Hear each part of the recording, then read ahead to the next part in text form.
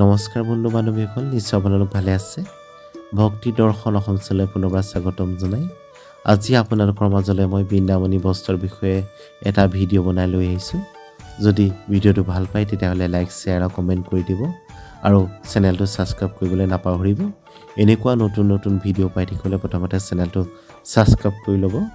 আহকচোন আজি বৃন্দাবনী বস্ত্ৰৰ বিষয়ে কিছু কথা আমি জানি লওঁ। শ্ৰীমন্ত শংকৰ হৰি ভকতৰ জানা জানা কল্পতৰু তাহান্ত বিনাই নাহি নাহি নাহি আমাৰ পৰম গুৰু। গুৰু শংকৰদেৱৰ প্ৰিয় শিষ্য বুঢ়াৰপু মাধৱদেৱে শংকৰদেৱক কল্পতৰু বুলি কৈ তেৰাৰ বাহিৰে আন গুৰু নাই বুলি কোষাত লিখিছে। কোচ ৰজা নৰনাৰায়ণে গুৰুজনাৰ দুগৰাকী শিষ্যক্ৰমে ঠাকুৰ আতা আৰু গোকুল চান্দক ধৰাই নি নিৰ্যাতন কৰাৰ পিছত গুৰুজনাই তেওঁৰ আধ্যাত্মিক গুণে ৰজা নৰনাৰায়ণৰ হৃদয় জয় কৰিছিলে।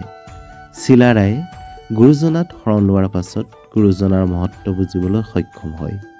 তাৰপিছত ৰজা নৰনাৰায়ণে শংকৰদেৱক তেওঁৰ ৰাজসভালৈ নিমন্ত্ৰণ কৰি নিয়ে আৰু ৰাজকীয় আতিথ্য প্ৰদান কৰি হৰিনামৰ মূল বুজিবলৈ চেষ্টা কৰে।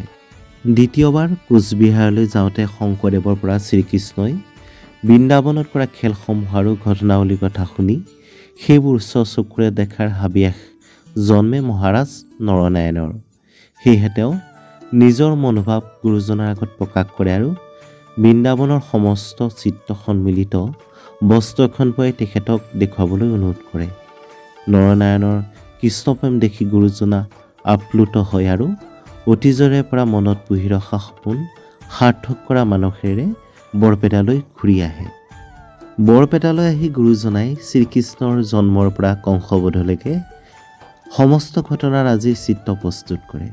সেই চিত্ৰসমূহ বস্ত্ৰত অংকন কৰি তাত বলাবলৈ ৰঙৰ সন্ধান লাগে। সেয়েহে বৰপেটাৰ আশে পাশে থকা বনাঞ্চলসমূহৰ পৰা প্ৰাকৃতিক উৎপাদন যেনে গছৰ ছাল, ফুল, ফল, গুটি, পাত, মূল আদিৰ পৰা নানাবিধ ৰং প্ৰস্তুত কৰি সূতাবোৰত বোলাই সাজু কৰিছিলে। গুৰুজনাই কাপোৰখন চকুৰি হাত দীঘল আৰু তিনিকুৰি হাত বহল কৰাৰ পৰিকল্পনা কৰিছিলে। গুৰুজনাই কাপোৰ বোৱা তাঁতীসকলক চোৱাৰ দায়িত্ব দিছিলে মাধৱদেৱক। বস্ত্ৰখনত প্ৰথমতে কৃষ্ণ জন্ম হোৱা শতিকা গৃহটোৰ ছবি চানেকি আকাৰে উঠাইছিলে। তাৰপিছত একাদিক্ৰমে বাসুদেৱে যমুনা নদী পাৰ হোৱা, নন্দৰ গৃহ পোৱা, কৃষ্ণই পুতনাৰ স্তনপান কৰি বধ কৰা আদি চিত্ৰায়িত কৰা হৈছিলে। ঘটনাৰ বৰ্ণনা কাপোৰখনত চানেকি আকাৰেও লিখা হৈছিলে। এই পবিত্ৰ আশ্চৰ্যকৰ বস্তুভাগি বৈ উলিয়াবলৈ সময় লাগিছিল মাত্ৰ 6 মাহ। চৰিত্ৰকাৰসকলে কোৱা মতে বস্ত্ৰভাগ তৈয়াৰ হোৱাৰ পাছত গুৰুজনাই বস্ত্ৰভাগ শালৰ পৰা কাটি আনি জাপি কুচি বাকচত থৈ দিয়ে। কিন্তু বস্ত্ৰ বৈ থকাৰ সম্ভেদ পাই থকা বৰপেটা অঞ্চলৰ তাঁতীকুচি, গণককুচি, বাউসী, সুন্দৰী দিয়া, বাৰাদি, বামুণা, দতকচি আদি ঠাইৰ লোকসকলে আহি বস্ত্ৰভাগ চাই আৰু বিস্ময়ভূত হৈ পৰে। এবছৰৰ পিছতে গুৰুজনাই বস্ত্ৰভাগ নৰনাৰায়ণক দিবলৈ গৈছিলে। অৱশ্যে নৰনাৰায়ণক দেখুৱাৰ আগতে তেৰাই চিলাৰায় আৰু ভাইজাসকলক দেখুৱায়। গুৰুজনাৰ আগমনত বাৰ্তা পাই নৰনাৰায়ণে তেখেতক আগবঢ়াই নিবলৈ কটকী পঠিয়ালে।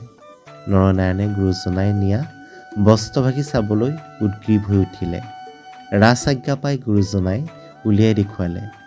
বস্ত্ৰখনৰ ৰং, ৰূপ, বয়ন, কৌশল আৰু চিত্ৰবোৰ দেখি অভিভূত হৈ পৰিল। নৰনাৰায়ণ ৰজাই গুৰুজনাক ৰাজকীয় সন্মান জনালে আৰু গুৰুজনাই বস্ত্ৰখন জাপি কুচি ৰজাৰ হাতত গতাই ভেলালৈ উভতিলে। নমস্কাৰ বন্ধু বান্ধৱীসকল, আজি আপোনালোকৰ ওচৰলৈ বৃন্দাবনী বস্ত্ৰৰ বিষয়ে এটা ভিডিঅ' বনাই লৈ আহিলোঁ।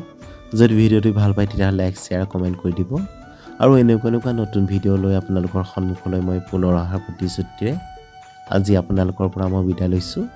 ধন্যবাদ, নমস্কাৰ।